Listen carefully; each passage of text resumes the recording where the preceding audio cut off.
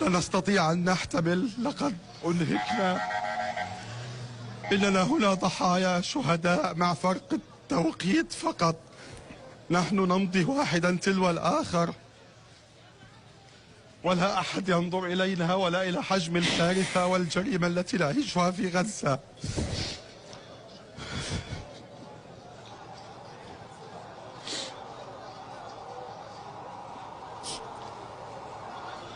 لا حماية، لا حماية دولية، لا حماية دولية على الإطلاق، ولا حصانة لأي شيء.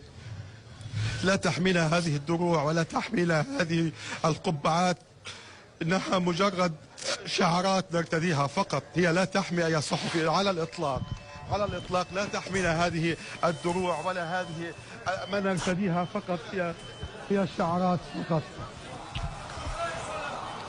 نحن هنا ضحايا على الهواء مباشرة، نفقد الأرواح واحدا تلو الآخر بلا أي ثمن.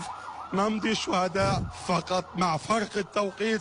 نحن ننتظر الدور واحدا تلو الآخر. زميلنا محمد أبو حطب كان هنا منذ نصف ساعة فقط وغادرنا الآن، هو وزوجته وابنه وأخيه وكثير من عائلته هم ضحايا هنا في داخل المستشفى.